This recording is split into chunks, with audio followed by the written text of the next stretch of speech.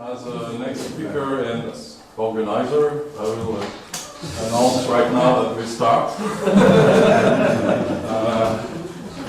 Okay, thank you all for coming. This is a 2:30 is a bit difficult for everyone, but okay, let's start.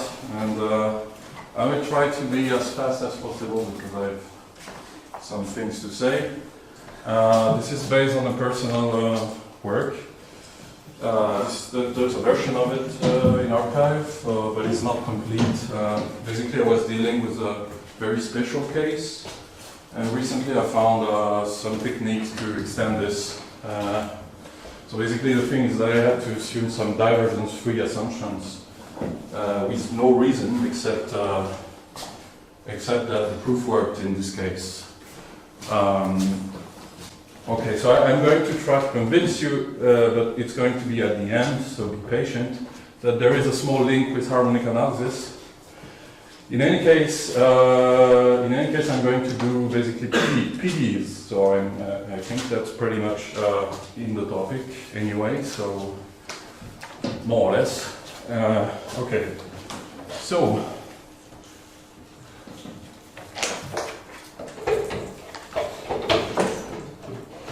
Okay, so I'm writing down the equation. Okay, so I'm looking at parabolic, well, not parabolic, but Quasilinear equation of this form. Right, so I have a drift here.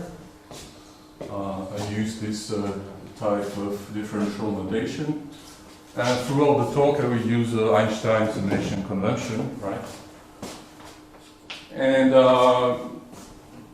okay, the thing with what I mean by transport noise is, I think, pretty mainstream. This is this type of noise that I want to consider here. Okay, and I'm going to work on the finite time interval. The d-dimensional torus, right? Because that simplifies a lot. But I hopefully, well, I'm quite convinced that this would work with boundary conditions. Anyway, so I don't consider, I will not use a lot of regularity, right? So I will just basically start with an initial condition, which is a square integrable. And, okay, so what are my assumptions, right? So, first of all, what is this guy? So I said this is a rough path, so I mean, by a rough path, I mean essentially a rough path with respect to time, right? This is going to be relatively smooth in X. So I assume I have some kind of enhancement, right? Based on, so this is more or less a generalization of lines in sight. That I have some kind of enhancement here. Well, the coefficient path is accompanied by some guy here that I will just denote by L. Why L? Because that's a kind of Levy area. That's not really a Levy area because, okay, what is L? L is going to fill the gaps.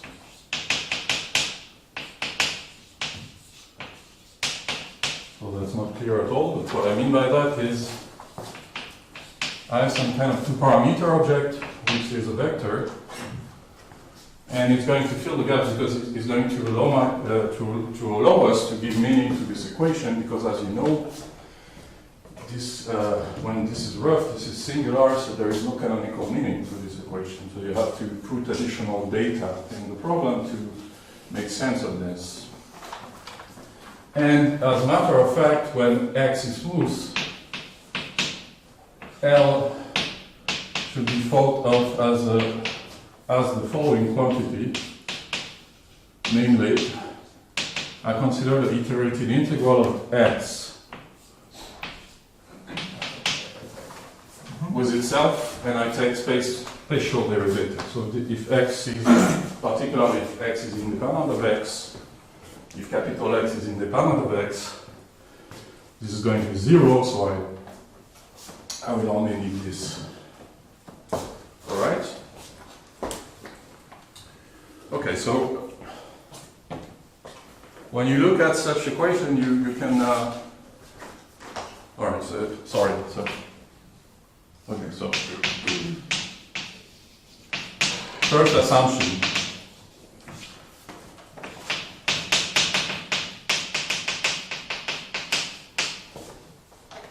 I think I'm already. I have to say something about the literature here. This type of equations have been dealt with by Fritz and Cohos, but in a very different context with viscosity solutions, and so this is very different. This is sort of the variational version of this equation, and so we use very different arguments. So typically one of the arguments we use is that relies on the existence of some electricity contrast. So I assume there exists a constant such that this holds.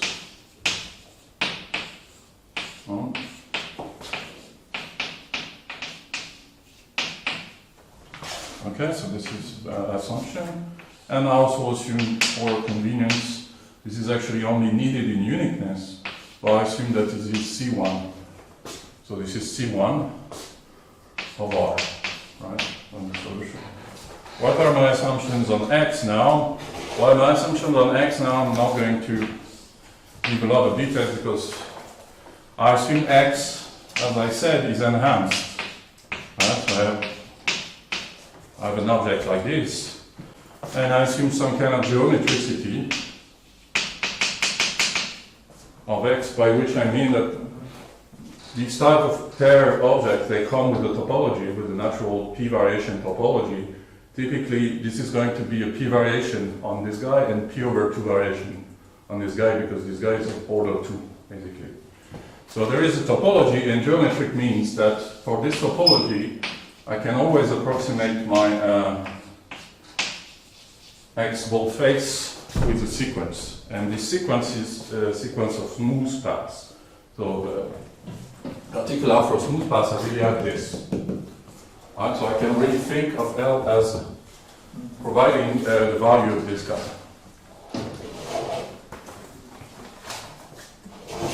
All right.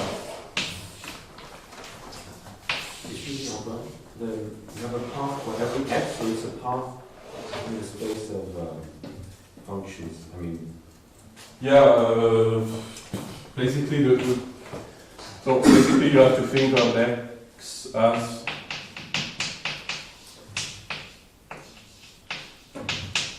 something like this. So, yeah. I mean, I need 3 derivatives.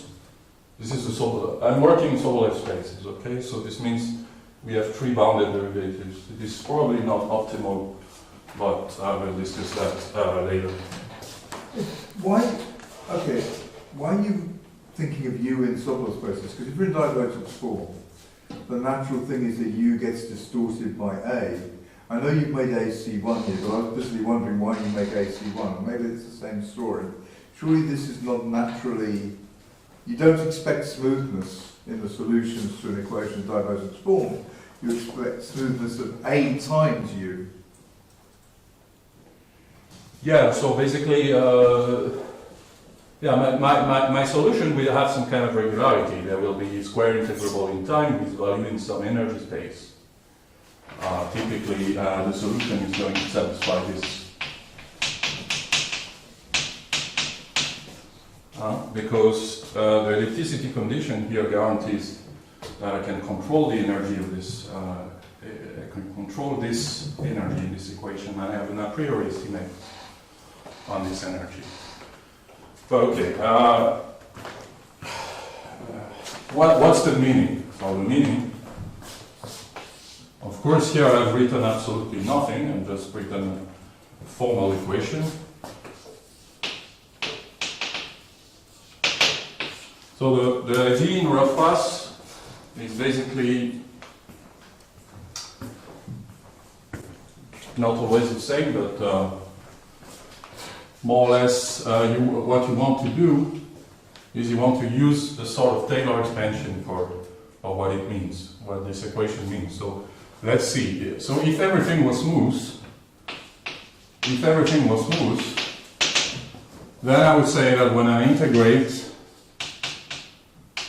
and by the way, this is standard Rothbard notation for ut minus ux, right? And I consider equation in a Sobolev sense. So these are distributions for all times. So I would say that I have a solution if this holds, right?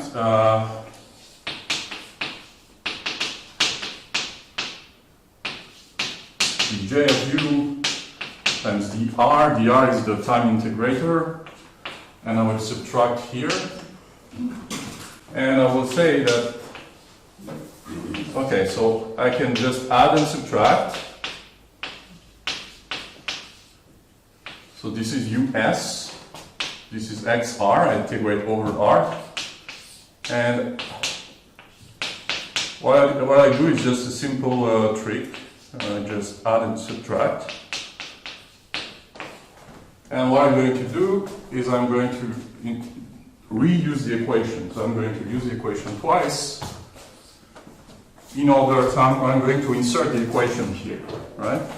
So what I have is this.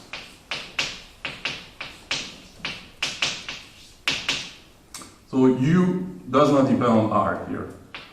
So what I obtain is this one. Plus,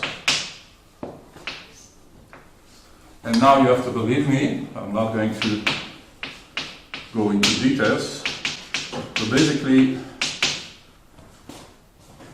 this is what I get. So this is a multiplication for all x. I will not speak about a lot of the variable x.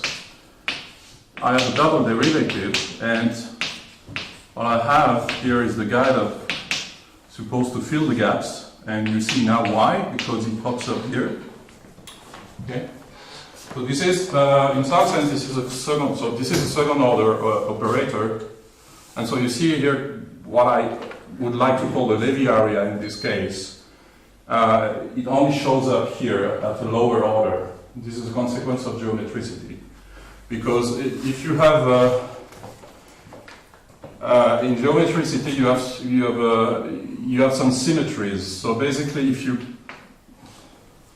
consider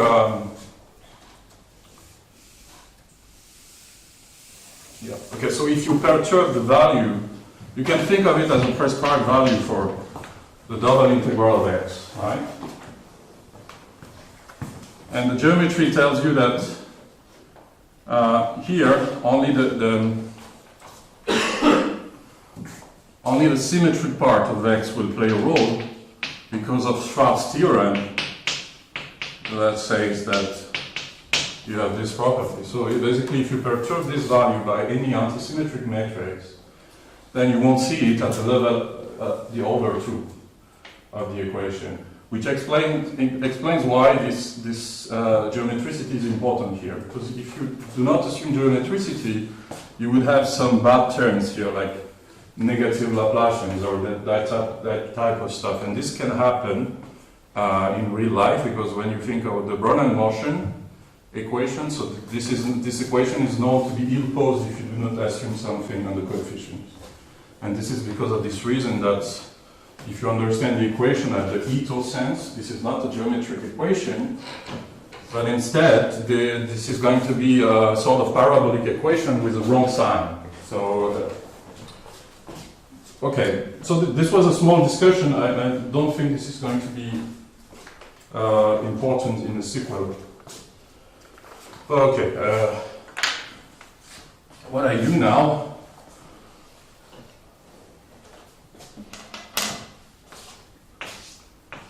I define that to be B1, okay? And now this is going to be B2.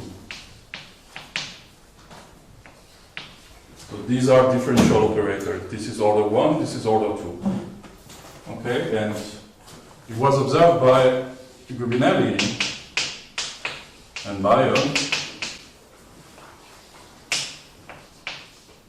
that these guys, they satisfy the chain relation in the sense of the linear operator. So that means that what I call, that means that if I look at this quantity,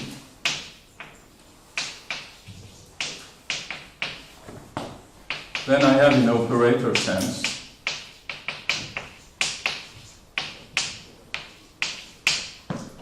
for every s, theta, and t. Right? So they satisfy chain relation.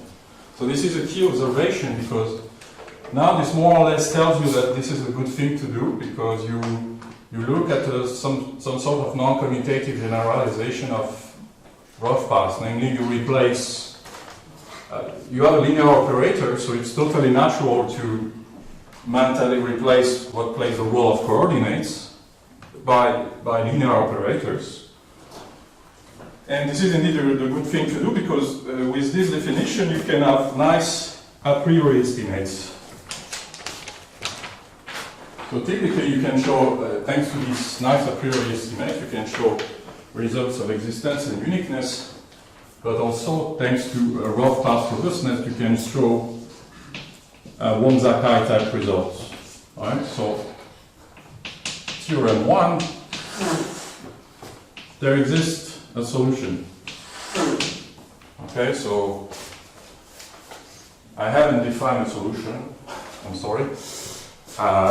What is a solution? I will say that I have a solution if star holds. What is star? Star is, I have this expansion and the rest is a remainder. It's a small term. It has to be a small tau of t minus s. In which sense? That's an infinite dimensional object, so that's very important to say in which sense. I will say that they hold in this sort of space, right? Basically, very low regularity. -3 in the argument at some point I need 3 derivatives less than the initial condition. I have a solution and it's a continuous path. So there exists a solution in this class. Actually it's not continuous, it's just bounded. And it has finite energy. Discontinuous in negative solid spaces. Now, theorem 2, and this is the one that is available in arXiv.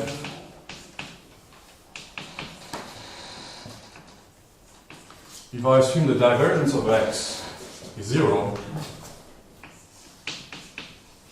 then I have uniqueness to the solution in this class. Okay, and now, so these theorems are kind of easy compared to this one.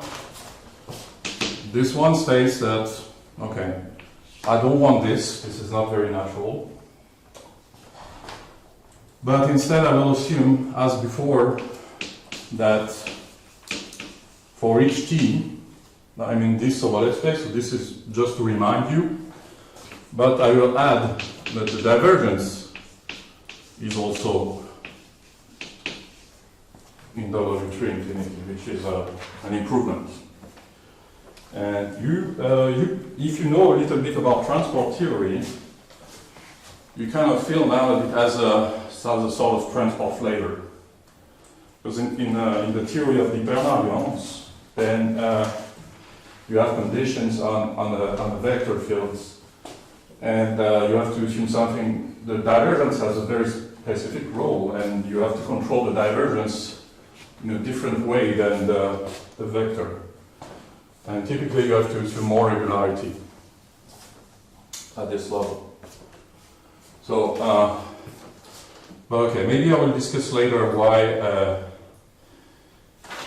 in the remaining 10 minutes I'm going to try to make a proof of this, right? Which normally takes 20 pages, but maybe it's doable in 10 minutes, let's try.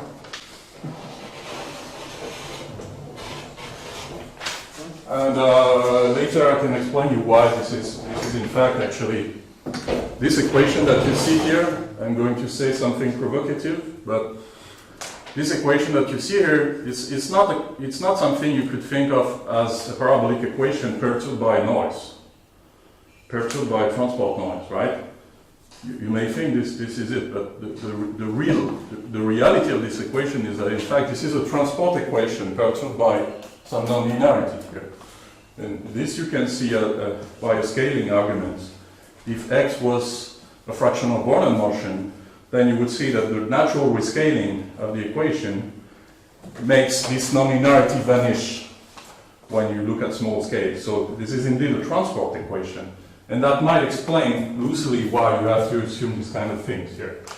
And you will see that in the proof, there are some transport arguments like renormalized solutions and stuff like that. So what's the conclusion? Theorem 3 plus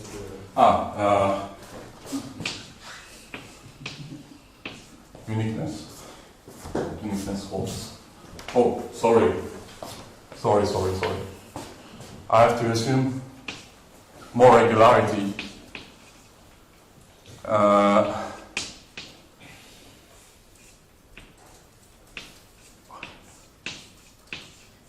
This is LR of time with values in MQ of space.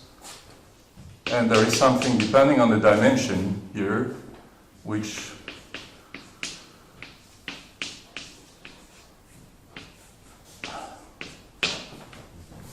right? So you have some kind of condition. You have to add some regularity, otherwise there's really nothing you can do. These are existence but not uniqueness. Make it uniqueness, but it's not existence. Oh, you have no, you have both. You have the conclusion, there exists a unique solution in the class described by this and that.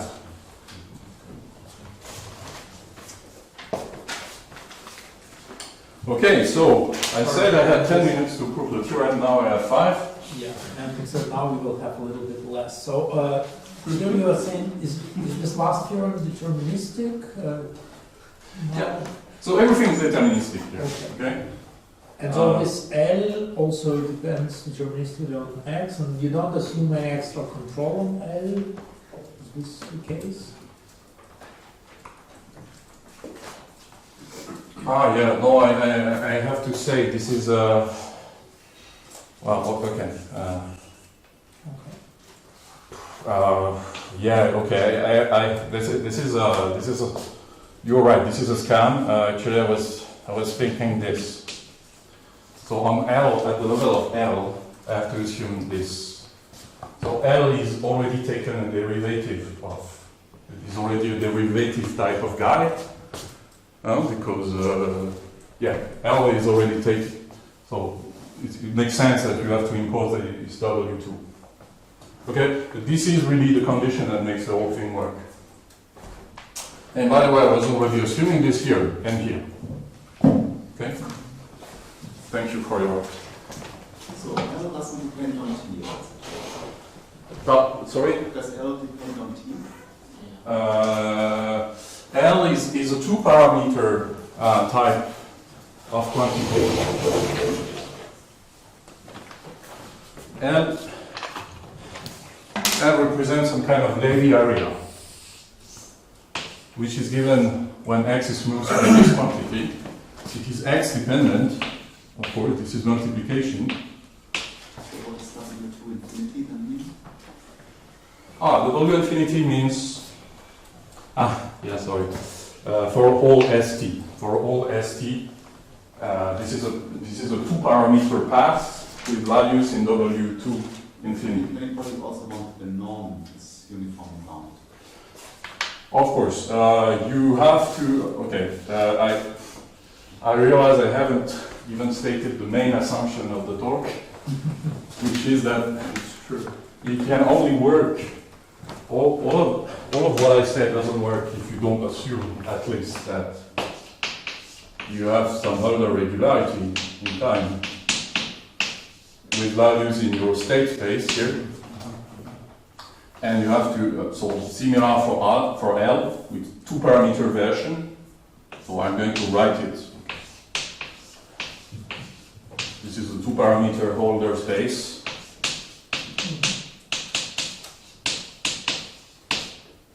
And,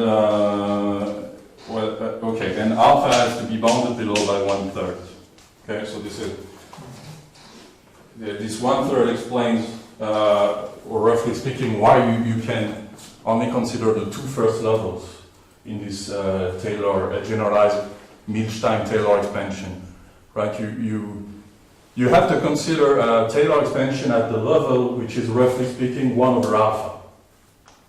So you have to have 1/alpha terms in order to make sense of your equation. And these terms here, these additional terms, they allow you to fill the gaps. Okay. Now I really have 0 minutes. But thank you for your question. All right.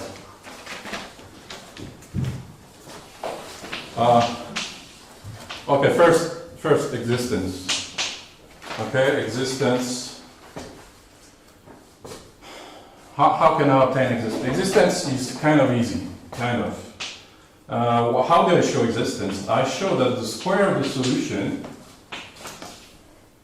satisfies some equation. So this is, in fact, by no means easy, but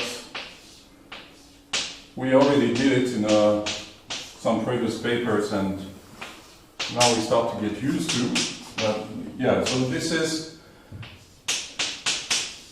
you obtain this property, which is a kind of renormalization property. Okay.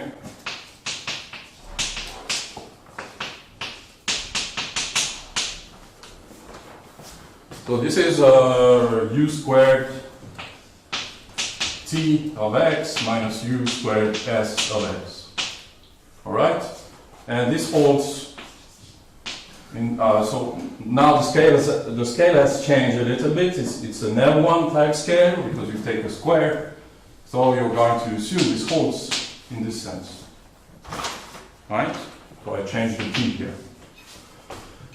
Now when you see this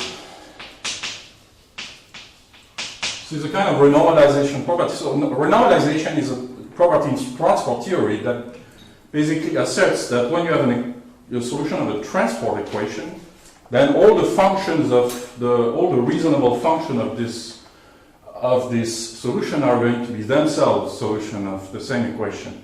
So here this is a little bit different, and I forgot one term, sorry. Here you have a correction here that is this correction. But it's fine because this correction in the parabolic case, because of my assumption of A is going to have a sign. So it's going to be positive. So by general argument, I obtain a priori estimate on U.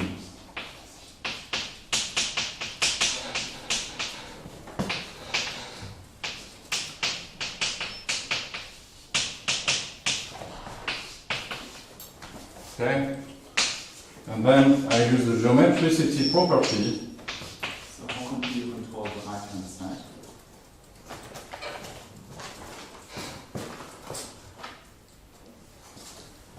This is because there's a trick here. So despite the roughness of this guy, it's possible to do some kind of rough grumble. So this is a trick that was invented by some years ago by Quasilinear and co-authors. So you get continuity of the L2 norm as a function of time. So you get the usual energy inequality for this type of deterministic problems, except it's going to be, the bound is going to be a little bit, so this is really the pathwise bound. It only depends on the value of the coefficient path x. So is the L2 norm continuous as a function of time? No, it's only weakly continuous. It's only continuous, weakly star continuous. As for norm. No. No. You're asking whether this map is continuous. No, you cannot show in general. I mean, under this level of regularity, this is not clear. I don't have the proof right now. I suspect this is true, but this is actually a very difficult problem. So no. What I have on the other hand, and which allows me to make sense of the initial condition, is a weak start type of continuity. So for every L in L2, this is going to be, for every phi in L2, this is going to be continuous. So this is how I make sense of my initial data. Right, but my a priori estimates doesn't sort of keep track of continuity of the approximation. I lose continuity at the limit. I don't think I really lose it. I think I'm sort of incapable of proving it. But yeah, but this is a difficult question, unfortunately. Anyway, so okay, just give me 5 minutes. Well, actually, I have to ask myself. Okay, so I give myself 5 minutes. Right.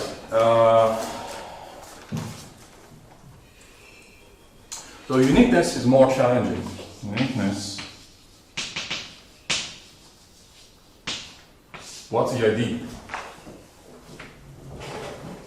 Okay, so let's start the proof. Let's U1, U2 be solutions.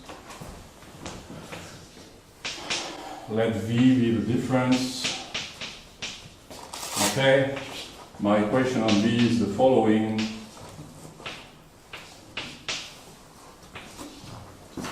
Okay.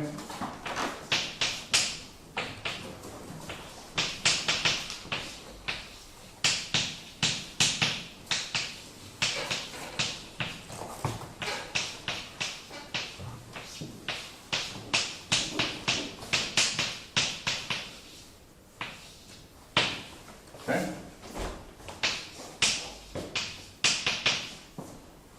Now, what is A? A, I don't really care. A is an elliptic operator. It satisfies some monotonicity condition.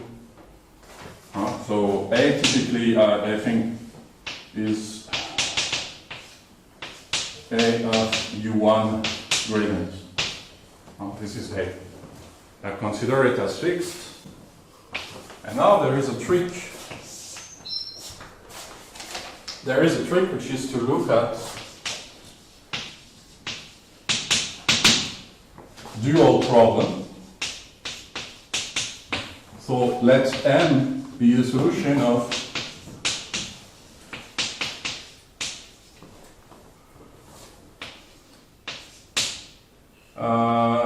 okay, I'm going to use a general operator here.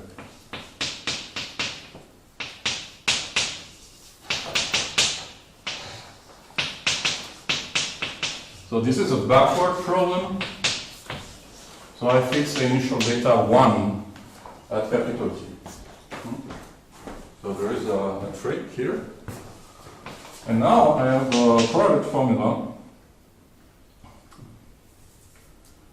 But prior to use the product formula, I will kind of transform my equation here. So I said I have some kind of transport property here, which I could call renormalization. Renormalization means that every function of V will satisfy a similar equation, right? In particular, my hope is to take this function. So I say BU solves the same problem, solves similar for beta in C2. Okay? So this was shown in another paper with my co-postdoc Torsten Nielsen. We showed some kind of renormalization. So for every Nemitzky operation of this form, we have a solution of a similar problem. A similar means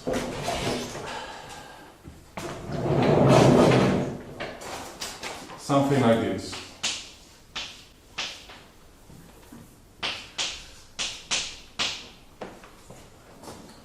Here I put beta. Here I put beta.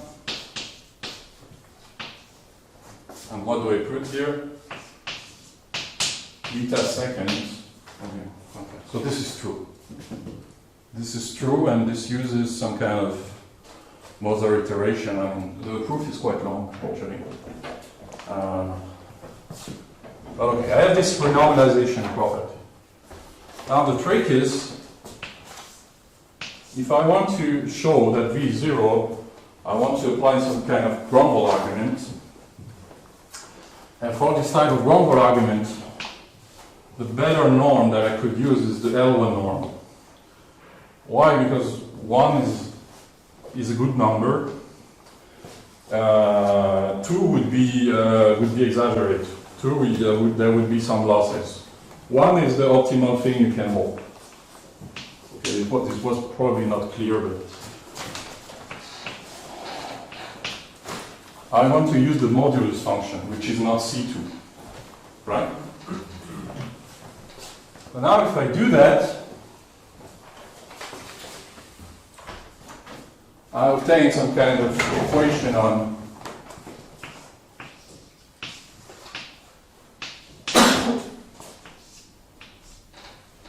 so there is one term here which is positive, and I will obtain some B1 plus B2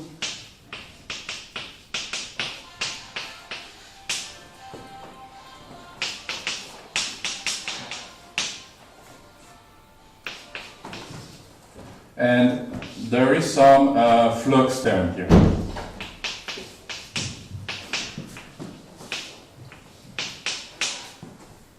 Right? Okay, there is some flux term. So now if I look at this equation and I consider a positive solution of this dual equation, there is a product formula. There is a product formula, namely, I have an equation on this guy.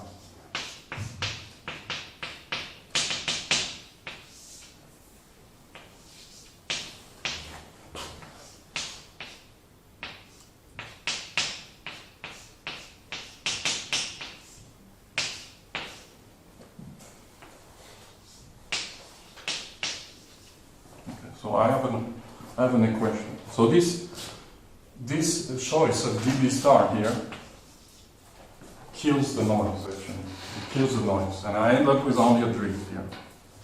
So I see that if I define my operator A to be the adjoint of what I have here with my flux term, this is my flux term.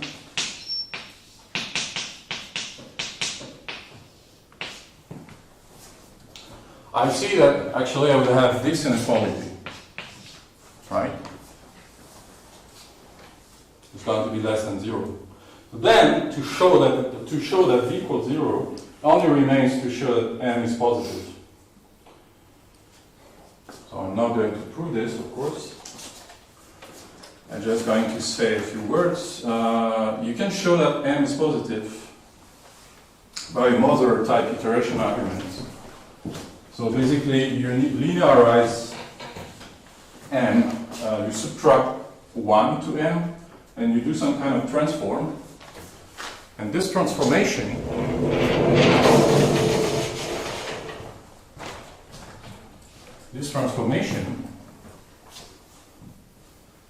so I want to show that M is bounded, and then I can conclude M is bounded below by something positive.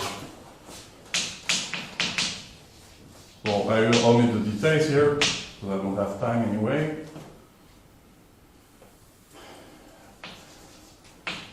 There is some phi such that M has this form. Z is a solution of a parabolic equation starting from 0. And you can control its size in L infinity in terms of the small power of t, capital T. So in particular, as capital T will go to 0, you can control it. One is just the initial data that I saw earlier from M. And now exponential. Okay, what about this exponential? Actually, if I reverse time, so I'm going to phi t, then I figure that it's a solution of a rough transport equation, which is as follows.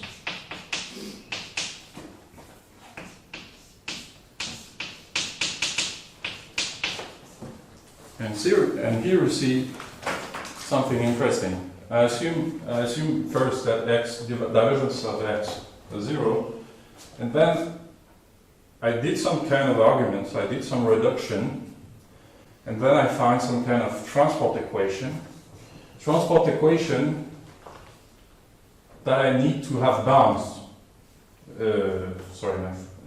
I need to have bounds on phi, right, in order to conclude anything.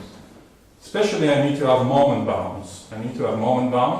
Otherwise I could not conclude that z is going to be controlled by power of t. Why? Because the equation on z involves phi in the coefficients. So I need to add this information, and you see that's something interesting, that the divergence is acting like a forcer for each times, and now I need to show moment bounds on phi and its derivatives in space. And there are some ways to do that. And but if you're you can just let's apply a priori estimates method, rough Grunwald, etc. Variational stuff. But if you're a little bit smarter, you see, but that's a transport equation. Let's see. The solution by the Hammond formula should be given by this guy. Antoine, you need to write this out. Yeah. I just finished here. So that's the harmonic analysis part.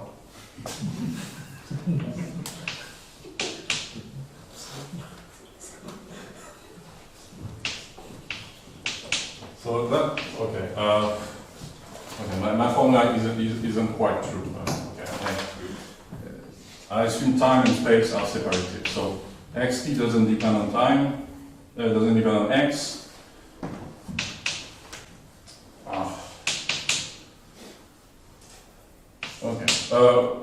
Forget about that. There is an averaging operator, averaging along irregular curves. The irregular curve is the curve that is defined by the flow of x. And I make this curve act on the divergence. And it was observed by Rubinelli and co-authors that there is a regularization by noise effect. In particular, actually the word noise is exaggerated because they show that there is some kind of pathwise result. So this is where harmonic analysis enters the game, because if you look at the Fourier transform of this guy, this is a kind of oscillating integral. And it's a mystery up to now on how to show that such integrals, how to show what are the correct conditions in order to make the oscillation sufficiently strong so that there is indeed a regularization effect. And that actually I can have better bounds on this equation, and I can lower my regularity assumptions in what I was saying. Okay, thank you.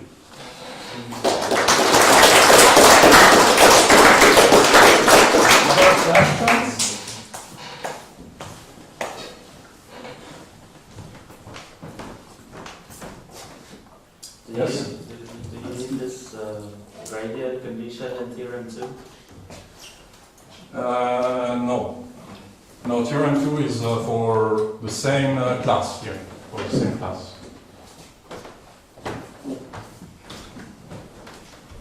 Yes? So you look for an identity for u squared instead of u itself.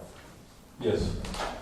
This is something which is done quite often in parabolic equations, but then the power 2 is not not very special. It could be done for any power. Yeah. It's true. So you can use ellipticity to show that actually a lot of these equations they actually have bounded solutions. What I mean by a lot, I mean And if you can use the power P, then you would get uniform bounds in your P as well for any P. yeah. So I have bound. I assume I have a sort of L2 condition, and I show existence and uniqueness in this class.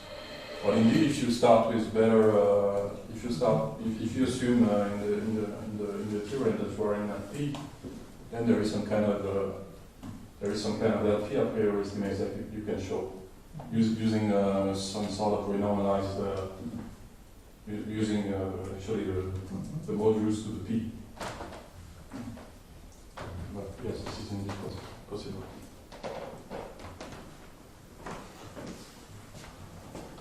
If you regard the elliptic operation divergence form part as a vector field on function space, Yeah. which you can, of course, what's the Lie bracket between them as you vary? I'm just trying to understand. I mean, you know, it's a highly fluctuating object moving the function, so presumably one gets some understanding of it again, thinking of it as a path. But then you'd want to work out the area or the Lie bracket. I mean, have you thought about what that actually looks like on function space? So maybe your question is about L, what I call L. What is it in simple cases? Maybe. I was just actually really thinking about, just abstractly, what happens if you have a potential, I mean, you just have dI, aij, d by xj. This elliptic thing where you've rubbed out the nonlinear bit. Yeah. You put the nonlinear bit back, it's a vector field evolving. Yeah. And I just wondered what sort of, what was the Lie bracket really, and what happens? So the Lie bracket, I think, the Lie bracket shows up if you, for instance, so this is actually probably geometrically interesting. That's the sort of thing you're contracting with your L. Yeah. So roughly speaking, the L is a hybrid object between Lie area and Lie bracket. Actually. No, I understand. There is some kind of symmetry here. So I was talking about symmetry for this guy, and I was trying to explain why, very roughly, because of the Schwarz theorem, only the symmetry part, the second iterated integral, shows up. And then you have this guy, and this guy is by nature some kind of anti-symmetric contribution. And indeed, if you write, for instance, that you separate time and space like this. This is a rough class, finite dimensional, R valued actually. Or, okay, I am going to sum over K, something like this. Then I can show that there is a term additional, which is why I wrote this, but this is in fact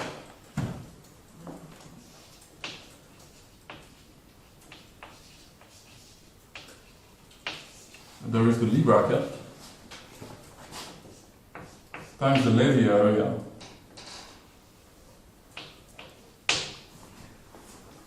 of Z.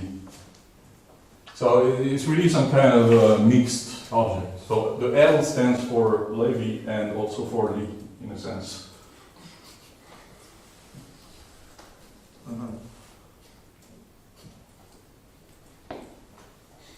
So there is probably something very geometric to dig here.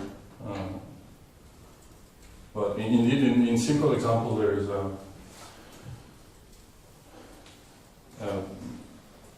yeah.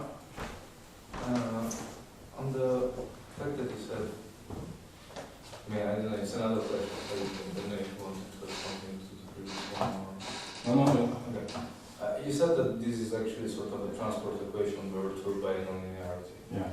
But I mean, this is not so clear to me. I mean, you start with an initial design L2 and you get a solution which is L2 in time and W12 in space, which is like the standard parabolic regularity. And I mean, if it were just a pure transport equation, we would have no hope to achieve such a regularity instead. So I mean, in what sense is actually the transport term stronger than the nonlinearity? Well, you know, in the talk I never assumed like X is at least rough of this form. X could be C infinity and the result still would be true. So in some sense, I just say in the worst case scenario, it might be that X would be dominant. And in this case, is indeed a perturbation of a transport equation by some parabolic term, which helps. It provides you some regularity. But still, the core of the arguments, all what you have to use there are from transport theory, basically. You have to use commutator lemmas.